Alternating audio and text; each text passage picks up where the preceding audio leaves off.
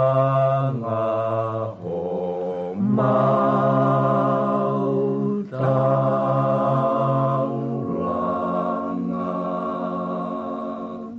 Halapai ni tu ka whakamatala, hona ni whiroa ma whaingata, no noa tawa ke whai ana, me tatalo moe o tu hei lala. Halapai ni tu ka whakamatala, hona ni whiroa ma whaingata, no noa tawa ke whai ana, me tatalo moe o tu hei lala.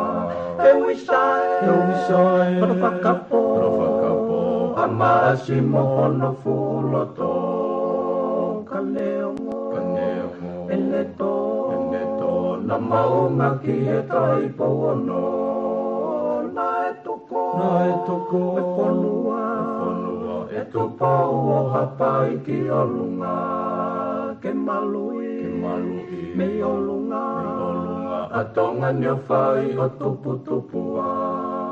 Utulai na o tu matanga, matakau no ve ka whakautanga, matangi mari e ko maua whaanga, utu kalonga luko e hake anga, utula aina o tu matanga, matakau no ve ka whakautanga, matangi mari e ko maua whaanga, utu kalonga luko e hake anga. He wisai, wakapo, a maasi mohono fuloto, ka neongo, eleto, na maunga ki e tai pono, na e toko, e whanua, e tupo o hapai ki olunga, ke malui, me olunga, a tonga nio whai o tupua, lele a moe mai ko mokotu, koe whangalolo a halai walu, sia ko kaufoa alo i talau, lo se o whatai situ a o whatu, lele a moe mai ko mokotu, koe whangalolo a halai walu, sia ko kaufoa alo i talau, lo se o whatai situ a o whatu. E wisai, wakapo, a maasi mohono fuloto, ka neongo, eleto, na maunga ki e tai pono, na e toko, e whanua, e tupo o hapai ki olunga, ke malui, me olunga, a tonga ni whai o tupua. O kore ke u hufanga mo he tala malo e whanua, ka e ata mo ai hoan ke hoko atuai, ai tau prokalama koe na e kamata i he hoa pongpong koe ahoni, ka te mao e whainga maari i he whewhini ke hoko atuai e tau prokalama, ka kua atu e taitale rei, mo me taitale loto whiawhia, ka tiki mo tolu hono kotawape, ke tau hoko atu e prokalama koe a whatu whanua whau, hono ua ki he ahoni, ai a kou heni pia mo e whawafunga paula pi ben piukala, ke whahoko atu ai tau prokalama ko ia. Hauni pe mo whadawange o ku wongo le rei atu pe tau prokalama ki a pina pe ka wheitu u ke lawa whanongo ai tau prokalama. Piveni malo e tau mau e whewhin, ko i loi pena e lava ki whamaisin no he hoa hoa taa ko ia ahoni, ka ku whainga maari e koe ni e whewhini, ke ta hoko atu ai talanoa mua ki he dunga ko ia o ku iai ai tau ngai me whakapolitikare ko ia na lawa ke tolo i mai tatalanoa kei na tatalanoa hoki ane hata ki he bonds ki he vote of no confidence pa ko tuina takawa ai konga lahi au pito i he talanoa kei ka pau waha me toi i he tafaaki ko ia ko tuite tatoki lawa peo wifea ki ai i he taau mai ko ia ki he konga ko ia o e hoa e fiafi ko ni o e tainimi e piveni ka ko tui mahalo ko e kataki kamata aki mua ai konga ko ni ke ta hoko atuai me ta proklama ko ane nai ko fe hui fokia o ku na tuku aki ta proklama ko fe ko ai pure anga kakai ko fe ai pure anga ko kui ko pure anga kakai i he anga koe tau wakai koe. Ko nofu whakaukau atu e piven ki he ose tau liliu he wafi hongo fulu.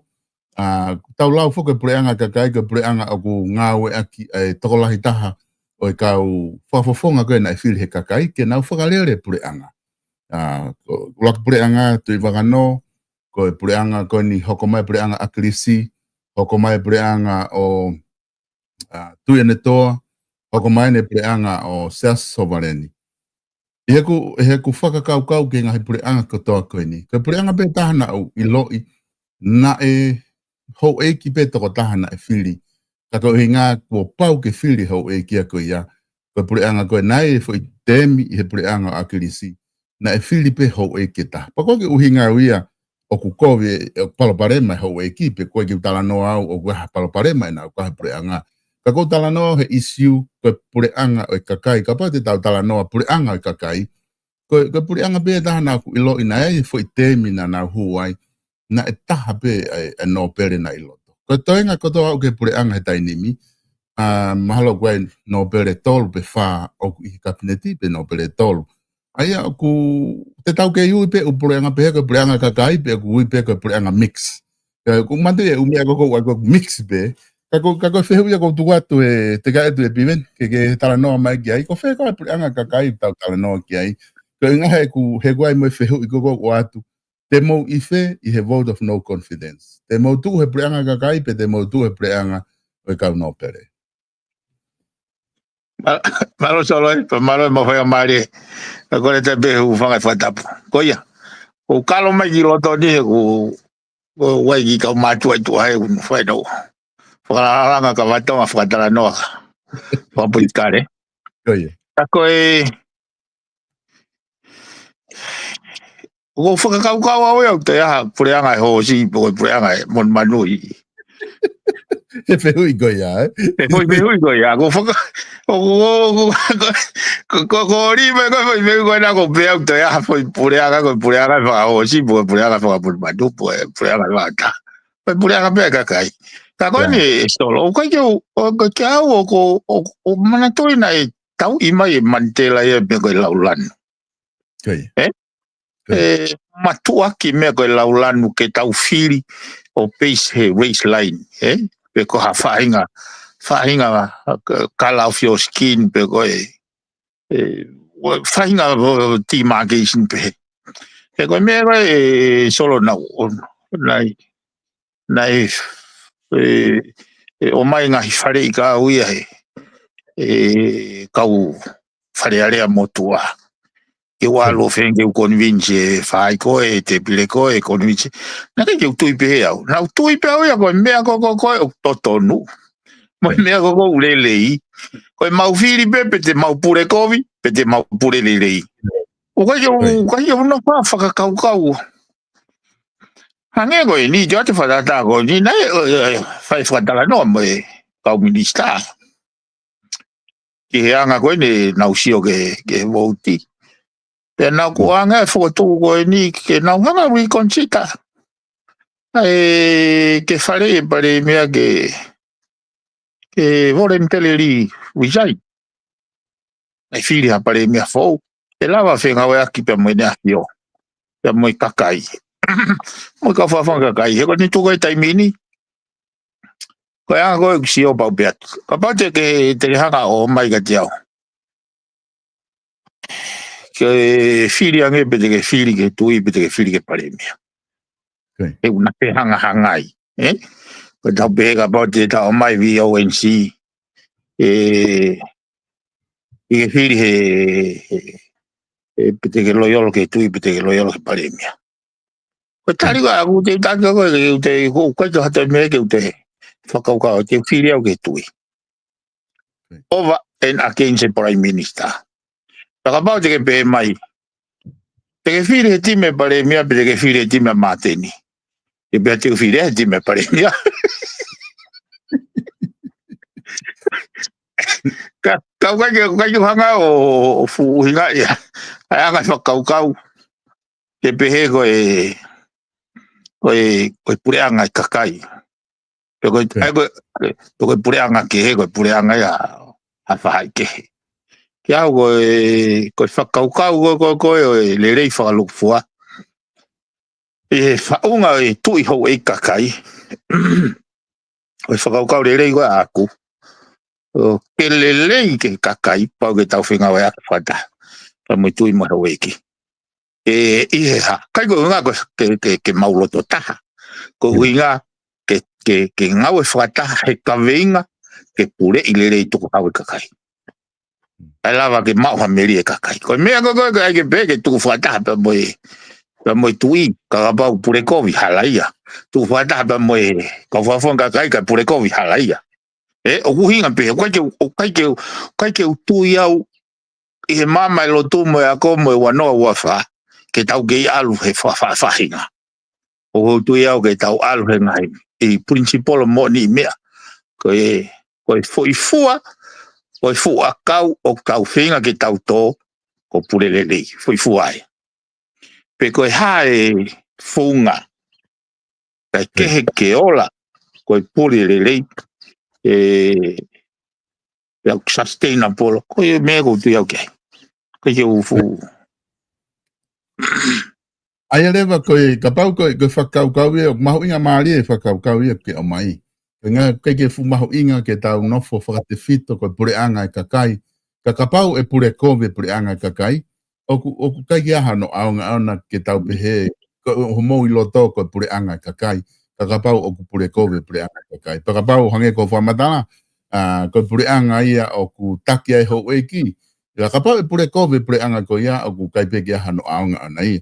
Ka koku te foki mai ke whihu I koe nau atu he wiki ko o si, da polokalama ko o si. Nā tauri riu e ua whehongo fulu, nā tauri riu ke whewhe, ke moutu u whakataha, ai toko taha whitu, pe nā tauri riu ke whakakakato I visone, ke whakatemo kalati kakato e wharearea, pe nā tauri riu pe ke purelere I hange koe ku ke toto u whamalanga ai. Koe nā tauri riu whaparet kare koa ke tau fauki whe. Ko ia. Oku mahu inga upito e whakatano ka solo. Ko anga o whakamatua i whakaukau Ko interview e nia o akirisi. Tau pepe tau tōria ke tau ave a kureititi tu e tiuse. Kai whitu o kune tise. Ke tahanga o te kureititi. Wai palo vepe kau Vietnam miu pe. Ki mua ke mou tōria hawhai a kau. Whakaukau loloto ke tahana ne tō. Ai ko whatano ko ni he interview he ba tolu. Ko whakawhiu I he pesponua me matantonga. Ko ni whawhiu I pe ko hako ai liliu. O hako ai ne uhinga ke te mokalati. Ko tari ni o kuloloto I whakaukau ke mea ko ni solo. O ne pehe ko koe akirisi mea koe ni. Koe te mokalati o ku hange he ia I kakai. Hange ku kai ke fu mahino I he kakai. Ka koe pau kai ke ne mao ia hafo I rea. Ke ne o mai e nau whakaukau. Ka koe essence, pe koe tau mua, pe koe elito. Koe mea na nau tau kawe ki ai. Pa ne o mai fo irea ko accountability. Accountability. E ai nau whenge u whawhare ai ki mua koe accountability solo. Koe o atu hawhatongia ke whai. Pea ke tariui mai ki ai. Pa ke hao o mai e account ki ai. Hange koe ni ka wata tola te au ke alu o whaiaka whakatau. O alu ko ia ko whatongia ia, ko accountability ki ai, ko accountable ki ai, ko foki mai o mai koloa, pake ko lahi mau inga nai kuma ki koloa, pa ko toi ngai ki ko account ia. Aia kia au ko no pure I lele ia, ai mea ko gui ko tukhau he kuwhatala noa. Sai. Taha ne lave he interview ko ia. Kai kia halau ia ai ke pehege. O hamawhai. Pe ko ha hano whainga whakarea. Ko whakarea ko ne o kuloloto ko ai ke kau mai kakai. Mana tu ko taimi ko ni. Ko taimi ko ni ne ke kau e kakai e tala noa he tuku hau. E na majority pe ho e ki pe mo fili ai tui. E ne kau minista i he whare area. Ai ko tu uni ai tuku hau. Ke kau mai kakai. Hono tala noa i e nau tuku hau.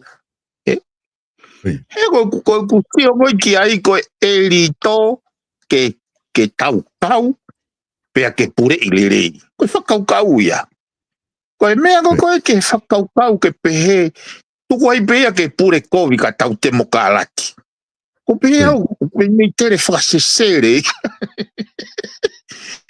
Ko mana na asi mea ko ni he foi e tau ke ko e tui pa me pare mia he ongo ministry go ne foreign affairs me defense. Ko foi manga fai na u fatonga e asia ke whakau. Oi te mokalati kakato o kua ko me aia the ultimate purpose ia. Ane ke pehe kusio pa ke pehe ko ke pehe o au pe ke hanu ko ke pehe kusio. Ki au ko liriu na whakatau mo aga o aloha fulu ke kau e kakai he whai tūtūni e pure i rere e nau tūhau. Full stop wawai.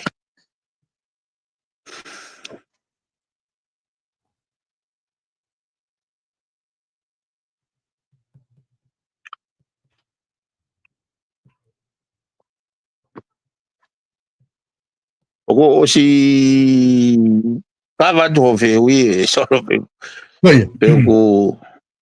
ko oku mahino opito ai whakau ke o mai ai ke kau e kakai he whai tūtūni pe pure i rere ai tuku hau. Kone tu ko ni ko oku lava ai foi ko pehepe ko sia usia ai tau mo ko e uruaki ke kau e kakai i fai tūtūni. E ko ngahe ko talo me hongo fulu ko kakai ko ia ko fili ki nau tolu e kakai o kuna huki whare area o kuna kau i hono fili ko ia ke nau tataki ko ai pure anga pe nau fai tūtūni ki he tuku hau ko e whanua. Aia ko tu ko dai ni mi oku ele vai para parema ha foke hoko ai ke ko ngahe ku fra amo foke kakai ke toko taha fitu ko amo tolu ke mo malava tu ufrata. Ka ko taimi foko kamata ai ko to ufare area.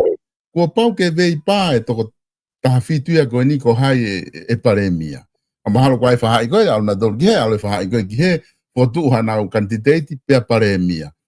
Pa ko ne osko e pa ia ko ia oku hangerewa oku e fili pe paremia na me paremia na ne pehe he ospeko e fili hono fehu ki ai go wai o ke o mai hata me ta faki na mo veipa pe ta mai paremia oku palalang ke ngawe aki kakai ko ia na po ko ki ai ko nga ka tu ko kakai ko na tu na don me ta faki ta na fe au ki la kanga aya ko ne tu ana ga te ke kamata fo ngawe ya osmovete fo to ta fitu ko palo pare mai taha ku o kai si o ki ai a nga ku lava ta tolo o atu mo tolo kiloto ko finga i ko ke whakataha ke tu whakataha ko kamata pe fo ko pau ke fili pare mia ka ne fili ko pare mia pau ke alo mo vete grupo ua pe grupo tolo ai ka fonga to ta fitu ka ne osko ya o kai ke lava le vai whakataha ku os kamata mo vete ya ai o ko taha ya palo pare ma ko ha no solo anga palo pare ma ko ya piven kai lava e ka fonga kakai o fai fo I fatongia hono wa ko hono a pule ilere tu hau e fonu koi solo koi lau ko ai tohi te utu pe tenga na te to kono pare mai solo koi fonga o e tau fili fare area o kune osi tofa mai pe ai pare ma ko na ke fatala no mai ko foi tenga ia ko no fua ai fonga fili pare mia ke mu faka kau lo loto ke isiu go ni vahe e taha fitu pe ko pau ke na fe au hi mai ke position ko ia Pea, osko ia, pea toki fili le vai paremia. He koe ngahi anomori whaka system whaka structure in kou tānoa ki ai. Ka pau, hanga ngeo Filipi ange ke mea koni, ka pau solo, koe nai mo vete toko taha fitu ko ia. Pea Filipe me he toko taha fitu ko ia, he toko taha fitu ko ia, ko hai e paremia. Kono mau foki se, he foi komposisi ni, ai ko whaatano ko unique, te kia ki te aha wharearea i mamani, e na tula tatau mo i tau wharearea. O sia e foi special city ai hiwa kui loto. Koe ke nau whemau e nau tōria ke nau mau ha majority. Koe ke aha whainga kaweinga ia, whainga tau mua. Ai ko winga koe foi ola ko tau tala no ai ke pure ile rei hei kai mau ia he founga lolo tonga. He wanga he founga lolo tonga ia cultivate mai fu akau koe pure ko. Fili manako. He sio kita. He kono winga hange pe koe nau ke hanga o whaka asi mai. Ai ola koe ola. Koe nau compete ke he position e paremia. Whaka natula ia. That is a natural phenomena. Kei lava hata hai au remove e foi elemeniti ko ia me whainga tangata. Kua pau ke nau compete nau tolu. Sai. Ka kono palo pare mai. O kai ke lava ke os ai foi hiki nima ko ia. Panehanga rewa whakatoka lere kon kere o piki mai ai kau whakafofonga tau. Pea mo whenga ke nau ngau e whakataha ke pure i lere whonua. Ka kukai fo ke interest he pure lele. Interest he whakafahinga. Ai koko o tāno au lau e Aristotelo. Koi kai peke ke lava ngau e ke uhinga lere. Rational thinking. You are reducing yourself to animal. So koe anga ne whai tutoni a whahinga koe ea animal. Au pe a whiri mai, ai minista ia, o ko amanaki ke awe whakawhare mahakia. O au pe a mate ai minista ia, te ke sio e holo anga no ofisi. O ko uhinga lelei, ke tau ngau e ke whainga, au kai ke tau lava, whainga whakakaukau ko ia. Ke siange ai tau pe ko hai u fili ke pare mia pane lava o fili le me toinga molti ko huinga pe te ilifia te ngau me fahai ta ka pau te fau ka pure kovi welo ka pau ka tama ki tau te fau ka ke pure le fonua ko i te tokanga ki ta pe ko hai wa o te ngau mo ia ko nau ko te o mai be nau tau kei we ni a fili o fili mai mo kakaya ne kai peke nau asina tori fare ako. Ke nau mai o minista. Ai o koe ke uhinga lelei. O koe lawa me engineer pe. Integrity without knowledge is useless. But knowledge without integrity is dangerous. Aya. Aya ko taha o ku useless ta aunga taha o ku tensa whakatuta maki. Aya ko hono moni hei kai ke te whakakaukau pe, ke te tafoka ke pe, o mai pe ha taha ke unga ke peki mai hoto tua. O unga na te kau. He ko mea koe na ulawe e solo ke vote of no confidence koe ni. Koe ki hanga he kau whakafofonga ai whare area, mo kau no pere, pia mo kakai whanua whatonganga ai mawha tukituki mga whakoe ni. Oku loloto ange, the consequences me he fui hiki ni mape. Oku loloto ia he fui mga whakoe ni. He ki au, kai ko hato e fui mga whae ni au toi mo ui ai whakatau hosi. Koe mau o vare pe oku tohi ake taha he kau whafofonga ko ni koe whakatau hosi e nuku. Wao mai ka nau tolu. Ko beat mo whakatau mo hosi. Whakatau ia. Whakatau lere i o mo hosi. Kono huinga, ko huinga ko aku. o kui kai to relevant hosi ahon fata hosi ka pa pe awata ta mai ko tu ta mai pie ba o ku de fata ma haki hosi e malaba ve que mo ne hosi ko ya ko que te famon mai tu ya ministra ka ko kurau que yo mai mo fa nga faka kau maulalo the lowest level of human being go no remove kwa ke ngau ya ke rational thinking ke ka go kuhinga fo ke tolo he me go ni ka ke uhinga lileia mate ke te o mangona ko ni ke te ko ni solo que fa no mai Io ko ke fa no ngat. Okay, yung Oia. Ko hange ko whakalawi. Ko ki toi mahuinga. Ai whakatau ho si ia ye.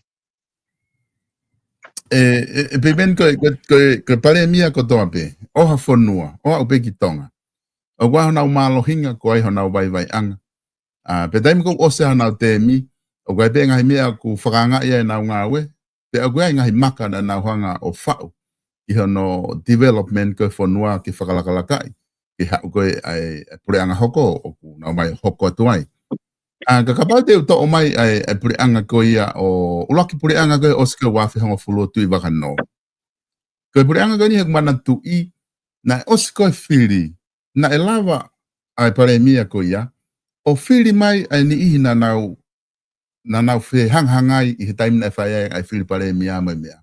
O omiki nau tolu me ta whaake taha o i he ngahi lakanga a minister pureanga. Pena o na e pe ai whangi mea ne te eki maa apo opo pena ai pe ngahi mea na e hok kana e lava ai whakau kau ia whai ai. O speko e whiri penga ki whakataha i nau tau. Ko hako te lava ai e he kakai. E he kakai ko ia na e whiri mai na tolu me ngahi wahenga ta whitu o whai ai whatongia. Ko hako lava ai he kau no pere kakai ki lava ai kau whawhifonga kakai o whai ai whatongia ko ia. Kai e very too simple ia. Ki aua e solo nega ke genuine ai rocky filia go pa filia au ke ta no ke pulenga ki wa no nega ke genuine ia hanga whakaukau ke mea go ni na ia Steven Halapua na ia ai sakeke nega ke filia ku na ua ia na ki aua na hange na ai hono filia don a kirismo uriti hange na filia tia ko whakalanga ki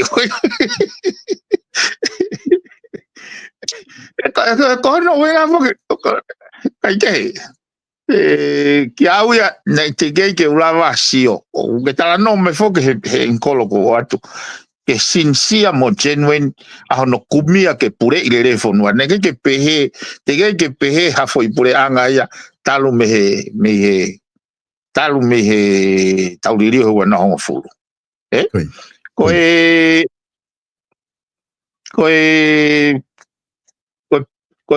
pa na mo o fatanga he taimego a krisi nei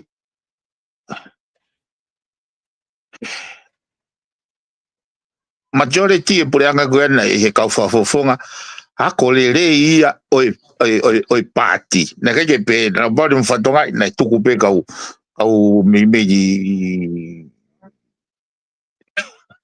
ai tau ke tu ai go uiga be to ki fetong ia pe tu mai ki tu na me ka ke ngatai na me si dominate he kau tawa na ia ma tu ko ngai ta te finga ke purere ke ko ngai ta te finga ke staple ai pureanga go te farere ai pa pe ke ai fonki ele meniti ko ia ka te ke usio ko osia i ha fainga manga fa e hange ko foi manga fa go ni o ku ui mai circumstances ia ui mai situation ia ki ha fainga hala fononga ke pure ilelei ke tu ke fa tau hosi ka kono moni solo ko foi foi dimension going ai kau e tui. E ne whakahaloto mai I lost in the confidence me kau minista do mai oi pure anga o hao. Ni hanga rewa hange hoko mai rewa e foi whakapalanis. Ke ni hanga ai go wha. Whinga ke mahino ke hau eiki their function, their key role. Ke nau hanga o establish hange ha foi uri ke whakatau mo ai waka wholau whapuikare ki he whanua pe koe motu o kui koe pure i lelei. Kai oe ai ke hange u tau te ki na ta hau pe kau tamago ko ye ma wai nau whainga mari e awhiki ai. Hau pe kau tamago ko ye ma wai nau whainga mari o awhiki ai. Whai nau tolu ia he kumi whainga mari e ka sihi ka whae ka kaia ai go nau te tong tu hau.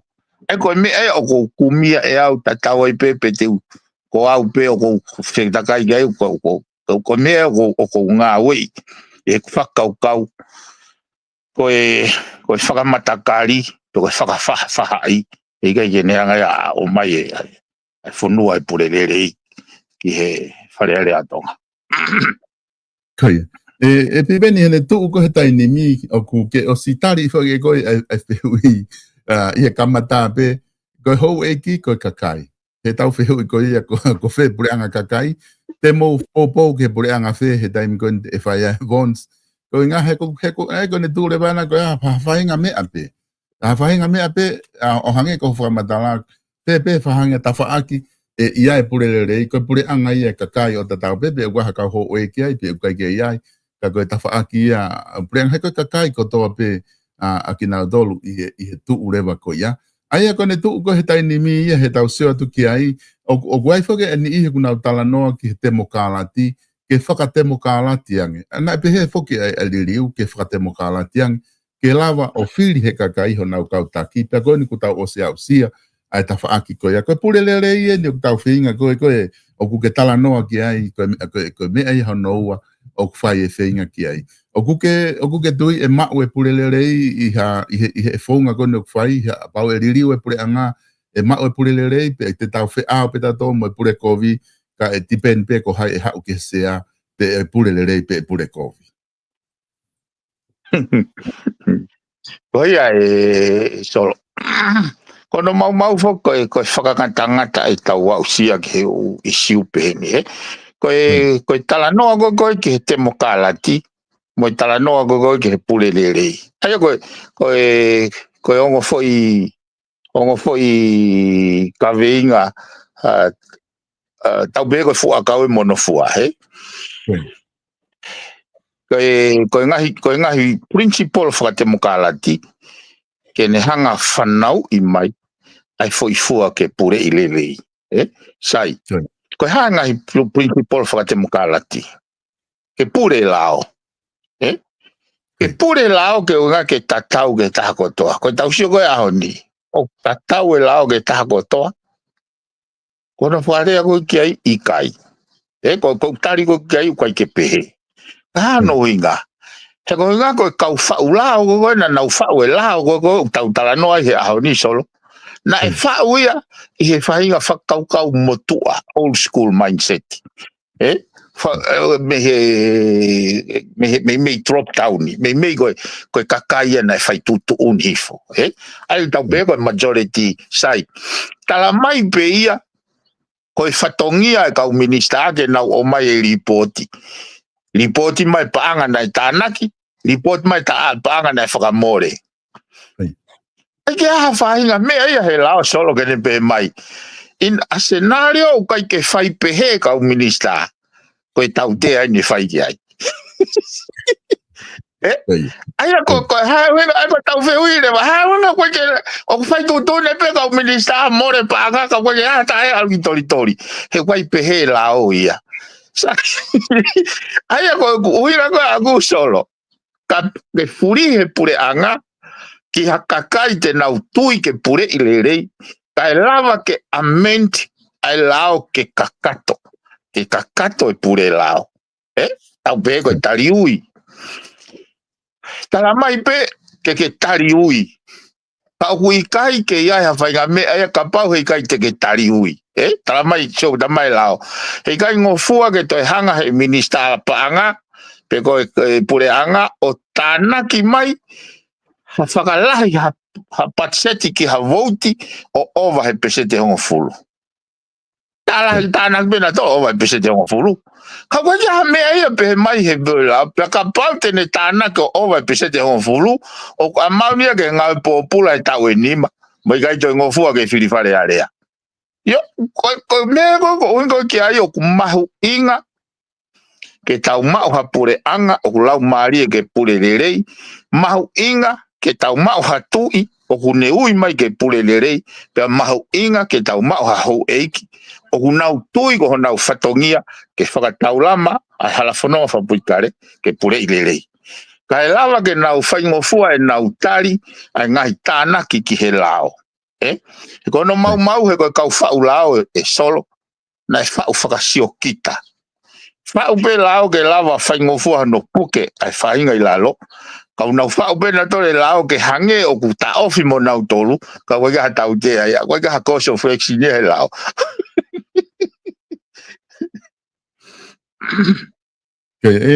Piveni kone oku iai foki ai ko wakai hifa social media, oku iai ni unau tukaki ko ke nofo he oku ke unu ko mi center right ke ke far right algo ke tawagi matau ke tawagi matau o unu lahi ke fai matau o whakapalala ko ai whakaukau ia ko ia whakapolitikari ko ia me ngahi statement ko ke talamai whalalaanga nge betu i ka pai aha ka o whanau e ha betu i oku hange ke fu alu ko fu ofi apito ke tu i he tawhaaki ko e whakapolitikari he matau ka whehui e taha o mai, ko ngahi manuva whakapolitikare koe ni hoko e whare are, o hoko pehe ngai pure angala, ai umea whakapolitikare koe ni, oku iai ha whakakaukau, oku iai ha interest whaka-ekonomika ai, paka whainga interest ke ai tu i rata me he pure ilere e whanua. Solo, koe ngahi lau ia koe lau ia me kakai ako maulota. Kage na uinga ina to me na tala no ki ai. Ko mahal ko cut and paste mai mahal fu te spuga mare na ula wa veitu. Ko context atonga ni ko fala no atau ai. Pa ko solo. O go kau he tui ke tau to kolos he hala whakaukawa, he tau wau ki he vai tawhi. Ko ke hala whakaukawa tu e loto wata. Ke tau kolos tau tolu ai, ke tau wau tau ke vai tawhi.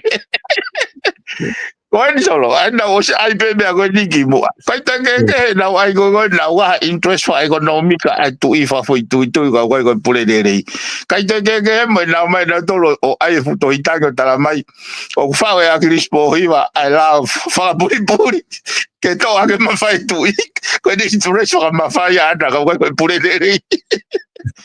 Koe kupoi ni en solo. E malama whewhe ke aha ne interest wa ekonomika no fupei hai matavao he tai o mai ki whare area. Koe utala no hain, koe mea ko toa pe ku fau I whare area. Hange koe kulawe ane nai solo. Papau, koe whiri whakate mokarat, pe koe pureanga kakai kai pure kovi, o ku kovi. Kapau koe whiri, o kui kai whakate mokarat, kai pureanga, ai hou eiki kai pure kovi, o ku kovi. Kapau koe pure, koe whiri whakatui, kai pure kovi, o ku kovi. Koe mea kovi e kovi, koe ke hanga he hoko ia, koe whiri he tui, koe whiri he kakai, pe koe whiri he no pere, o kovi, pe tauririu e na dol osai. E kei kovi pe. Aia koe poini, ka pau te tau mai e pure rei o tu uloto. He koe me aia o universality. E fu universi. Koe me aia o ku tonu ia. Ka regardless pe koe tui, regardless pe koe haueki, regardless pe koe whiri e kakai. Koe nau pure kovi pe, o ku kovi. O koe ki pe e au ia ke pe, ke ovarange ko huma tui ai ke pure kovi pau pou au ke tui. Toki talo e tau whanua wa poitikare me ta valfitunima. Koe. O fua taime no ko fatonga e wa. Ha tui o fonua.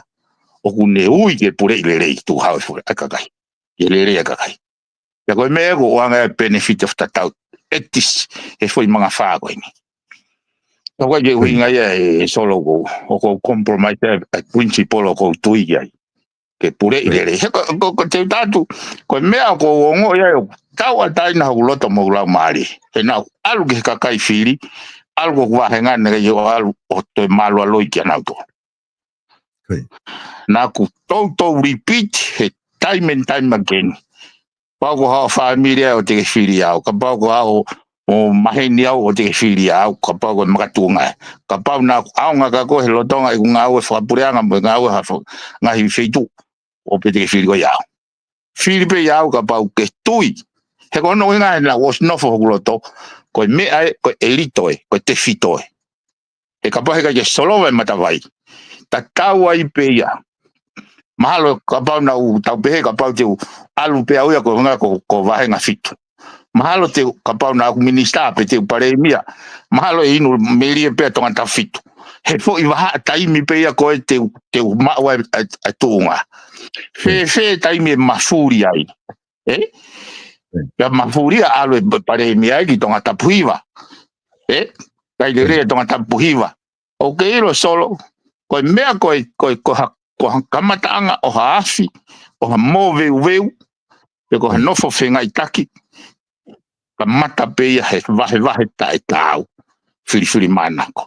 O tena kai peke utu iau ki ai. Na kai peke waloa tarange te e ai le rei ki tonga ta fitu, ka pau te mou whiri ai. Na alo kore ka pau mou tui ke pule i le rei tuk hau e whanua, pia pule i le rei whanua. O ui ko mou hako, moho nau hako. Mo to ko ma mo falala ba ya ko alo go mo foi confident ko me aia na winga i hono filia ho kakai ko me ko ke uto e pekua e mata here a ko pure ko visolo Enu ke tala noa foki ki kakai ke taimina ke aloai ke kakai e mahenga pe hebe mangahi kaufafonga ke he ko teu fili whahaloto porque vons maho inga eni he mga whako ni hange ku ke whamatala ki ai e toki mahino pe he tau wakai ki ai i taimi ke hoko ai o mo hoko ki ai porque weke ka hau porque weke hoko mai o ku i whe kakai i he netu he tai nimi i he maho inga ko ia o vons ko ni o ku te whe mao ke whahafoki ke ngahi wahenga pe o ku mo whai aki pe whalala na mo kore pe tu te kakai ka ki mo tolu ke mo almo ia o fai a ke ngahi te sisin ko mo fai fare alea. Solo ka pau te ke alo kore falala kakai pa ke alo atu pe o fihia pa ke to ele mai ko i feunga ko i hau ko i fare alea. O alo kore na falala pa mone la wa mantela. As long you elected me orita, let me lead. O se te mi te nahanga o hiria o e mea fua. Ka ki au, o e whaka mai ke te kowiki whare area. O te ala peku vevela lere ke kakai ke. Ko e whare si whasi a whasi tu. A whainga kau whafufua bea e solo. Ki au, na aku alo kore, ke nau ave au ke whaitu tūni. Ko e whainga whakaukau bea, i au, teu ngawe aki e tau kei mo e poto mo e ilo ke he lerei ke o hake fofonga e kakai ai mea go tui go iai pe tuanga rewa ke kakai ke na hanga fua au hiri au mea fua o se optemi ka ki au ko mea ka tope ko ngawe ki ai mea ka tope ko kau ki ai o ku uhinga ia ka au ko interest o fofonga ai kakai o maalunga i fai. Fai tutun ko ya. Ko ta fa tala no foki ki he Vons ki he fili whahaloto o ku ngau e ke ngai purenga te mokalati ngau e ke Nusilani ngau e ke Australia pa ko ngau e ke Tonga. O ku sio ni i me ta faaki o ku hange o ki hanga i he fonga ko ni o wesia ngai me na ta ostala no ke he ta proklama ko ene nai ko vehu e ni o mai taha ko ni pe deu hulu e pe screen Penga ke wakai ke kakai. E anga fe ke move forward e tau whonua. Ka pau ko atunga e nia ke mo whainga pe ke whilipare mia he taimi ko tope. E kone tala no ke he vons. Ke fulahi ko hono tau ngau e ke vons. O wa taimi fulahi ai pe ku taimi pe fulahi ka pai over hai me kone stuto. Hala fe hui ia to. Koi. O hala fe hui ia. O mea ke te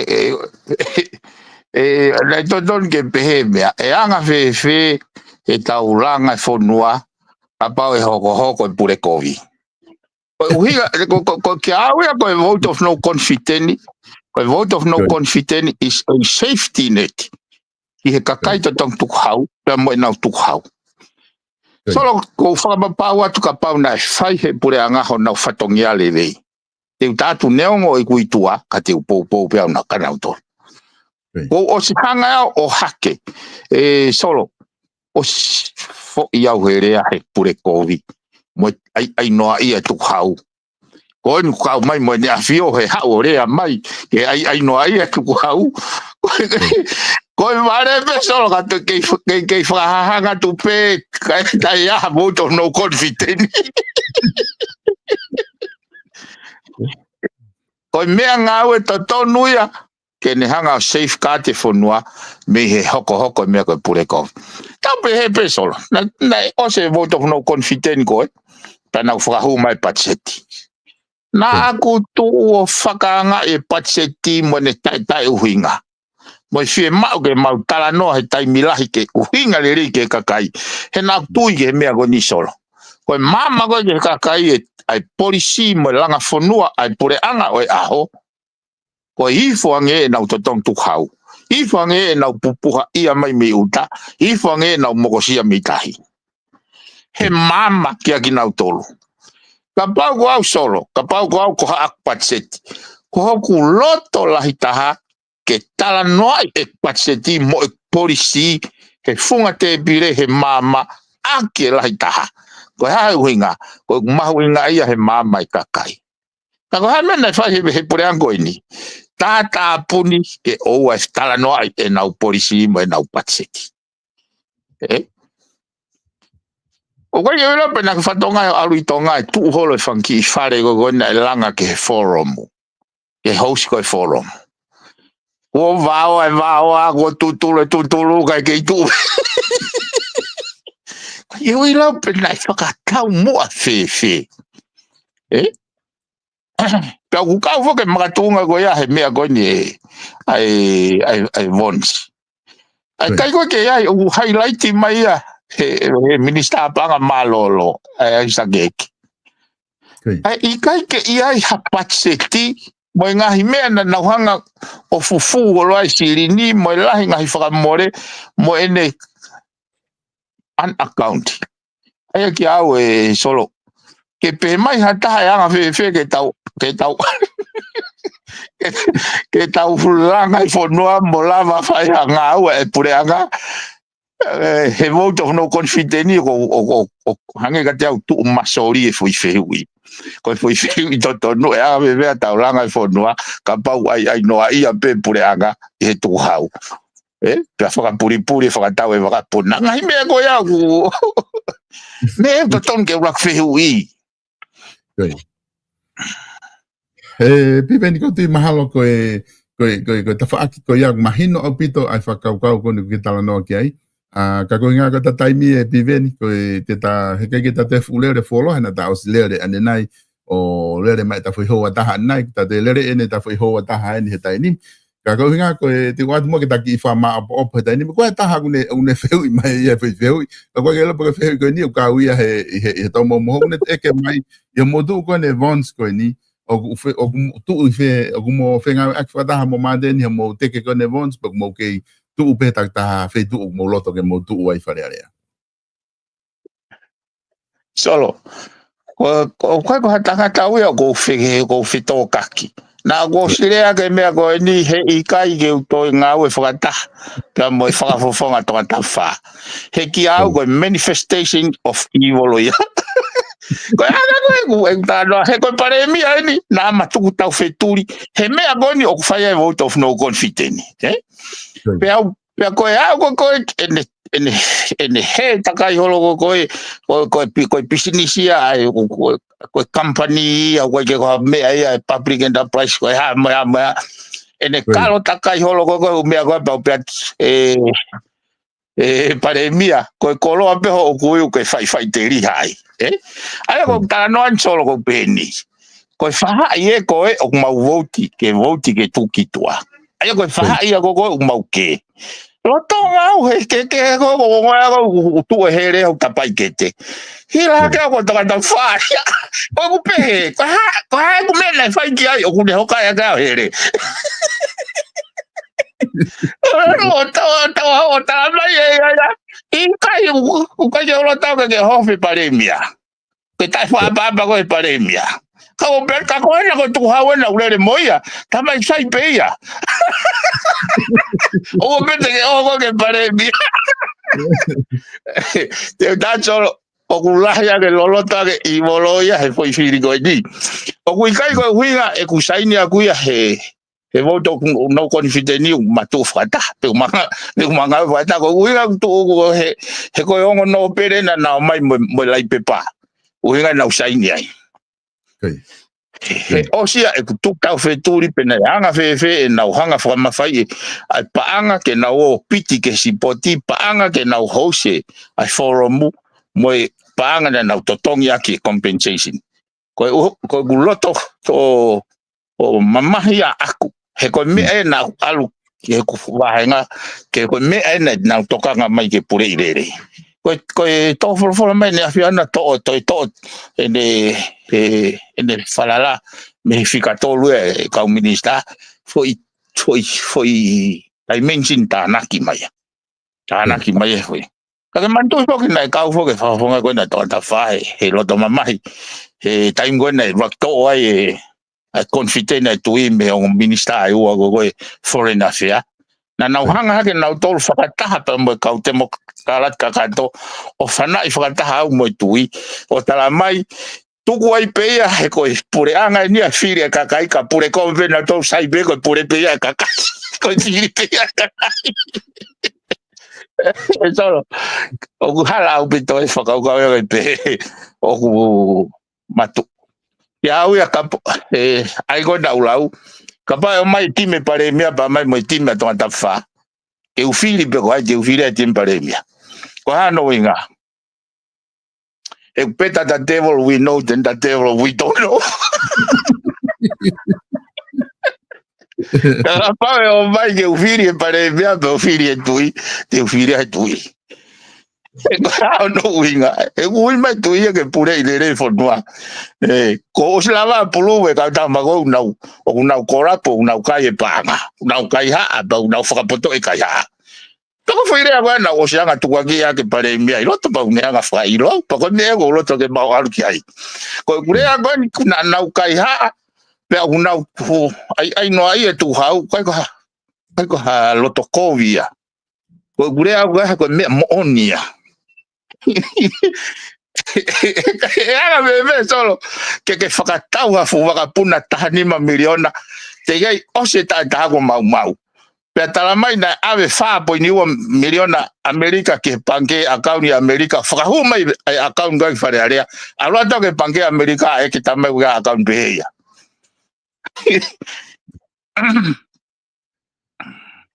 Mari apito e tau sio ke tu go ni pimen ko tu mahalo ko ne o ke ka hau te mariang kakai interest apite kakai ke na muy e fare area i helere tu ko ni o ke kakato ko ia ai fili fa halo to ko ni i he ngahi tunga ko ni kwa o ke ai ka ko fo ke ngalo ye deu pimen ko direction ko ke tala no ai ko ke te liri hanga ko tala mai ko me bena ke fa ha ke lue pe i he me ko ia ine a ko ki he na ki tala no fa nai ko osko temi e hiri ko to mo dolu e he kakai fili ko e takta wa henga ki he me afua pe de na fua ha mo nga we pe de mahino le va me ai pe na e tono direction ko na te fono ngai pe ikai ka ko se ka te ko e pe ni ko ki ha o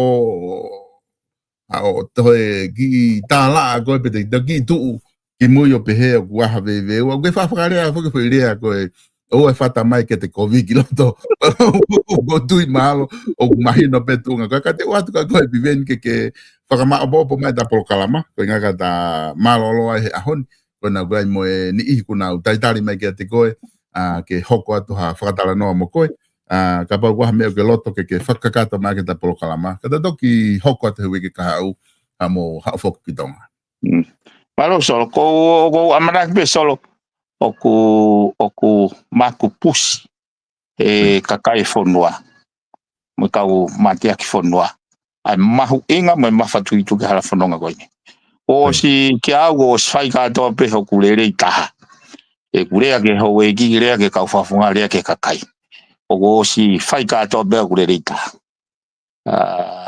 ta koe manga fa de tau fo ai tene ti saiti ai hala fononga fononga pelelei pe kovi kai ti saiti hala fononga fonua i foi i ONC koini to ako o ma upe amana kleleso o ka kiau ko magnitude mo gravity o foi fai tutu ni koini o no foka to apeia i mesa hoiki ni ma hoiki ba wo ko famo hoiki ke hoko atu ai nau fatongia whakatalu koe tauhika kai mo awhiwala ke na awhio. O atawais e ti saiti ai mea wani. And this is no joke. Ko kuanga ka ko tui mo amanakele whakapoto. Ai whiri a whare area e foi mga whakoini. Oi, pipeni koe e taha o kune whai mai kore mai ke watu mua ki whehui ko niko haho sio. Ka ko wakai hifo ke whafonga koe ne whehui o kutala noa ia ke e ki waka, ke toko tahana e ki waka i he asika. Ka ko ku wanga koe tui ki ai pe e kutotonu ke mahau sai ke tato kutala noa ki ai i he proklama hoko. Ko i ngā hei ko tui maha ka isiu ke he penia koe ko ha mea ni he asika maha ko ha mea pia i he ngahi ngā ue ki nā tolu mahalo ki muini. Kako peko i loi peko waha o mao ki he isiu ko ia no te whakahu ko e toko tahana e ki waka ko ia kako e case ke he ia ko tui ku whia mao fuke umea peni ke kakato e uwha matala ko ngā na mao hala kakai o pehe ko o ku kei leo re pe hopo e asika kako e mea ke he penia o ku tutu uni ai ke whakahu mahalo pe ai toko taha ko ni e ki waka kako pau maha e sai pimen ke ta toki sio ki ai ka pau waha whainga mea fo o wai pa pau ko mea no molo pe ia i he mea ke whakalao ko tutu ne whamauanga pe aku sai peke tuwangi kata toki hoko atu he i he wike kahau pimen. Ko ia sol, tuwa te ko isiu lo loto moena. Ko demonstration ene, double standard, pe mo i kai ke lava he mechanism o pure anga ke nau malui ai totonu ai kakai ai kakai tonga ai go mai ku tawale ko ni sutene ka ulolote i siu ko na ka uhanga be he ko i siu ko na ba mo i siu ko trucks na ku lave ge mo ai na ma go he we say bank o mai he ta programa go sol ke ta kala no ai he me go rule of law mo ai no ai ya ko i siu loloto lo ana te ke mau ke mea ke titela na o mana tu bene o mai ke attention ni ki mo ka te ke mau ke titela ko ni ne frai ko mai ko ni he ku ilonga he ko hanga ko ni solo ka pau ko ona ka ta taxi ko e ko ka ta pas o ku ke hanga o ku ki mo ke hanga o ange ho me anga o ki hata o ke wa ki hanga cheki be wane hani license e ka te ango o anga ha o pasi ke he ha wa ta o ha pe ya o ka ke ho ha go be wane license ka ke to fai lo ko mu ke lo te ki siu go la mo ko siu go ya mo trucks ko ndai ma go ni kilo ta anima na ma go ni pange pure e go na was lave ki mo ga no fra ho ko me ga he ga pe ho po ya ka go ma mo nga ke ta ho ko to he ka ha o si e mo to no confident. Okay. Malo abito Pimenta, malo atu he lava ki Polokalama hono ua koe ki he wikeni, kada toki wakai he wikikau, ofa atu Pimenta. Also, what? Yeah. Malo atu kainga i he lava koe e tau Polokalama hono ua ki he whewhini, whatama pēna e ongolere atu Polokalama koe ke tiki motol, i he whakakato ko hinga pe whako e na ki whawawawe e tau Polokalama ane hoata, ka ki lava o kakato anga hi siu koena e whimau ki whaike ai talanoa. Ko koe na ke whehu i mai whikawaku mo e ki waka, e toki whahasio ki ai mo whinga ke opo ai whamatala, ke whahatalanoa ke hewi ke kahau, ko ngaha koe ke ibene au ka ki ufu ilo lahi ke i siu koea, ka koe na ku ilo pe ki ai whafofongana ni talamai, e toki o mai he kuai i siu loloto ai ke whahawakai ki ai, pe he whoki he trucks koea, i he Reserve Bank kila tahanima e tuku moia ki he wike kahau i hahiri ange e tau hai me hoko koia ki he tau vote of no confidence. Ka ku whamalo la het ke tiki mautol i he lava koia ke mo na fo i mai tau Polokalama, whamalo ke tau kau sponsor koe ki tuku e whamalo at ke tiki mautol i he ofa koto pepa mo e tokoni o ku mo whai lava ki ke i sponsor nga he Polokalama koia o ku lava ke o atu pe mi heni, tātou te whito ki South Pacific Loans, pe he whoki ki he tau wharikolo awala ko ia Paige Fessin, ka ki ngatai ki tau wharikosi, Francis Tickets, pe he ki he tau kau sponsor ko toa pe ku lava ke mou kau mai, i hono tokoni i koe ngahi Polokalama, ke lava ke lere atu mi hede nau ngahi Polokalama, o ki he tau kau tahawaka ko ia i he siu i moana Freight Services, o tui o ku o atu kotoa ai Polokalama koni i hanga lerei ai ngahi kau taha koe ni o ku lava ke hulu i atu ki nau tolu i screen ka mo mea tau toki whileongo aki i he wike kahau.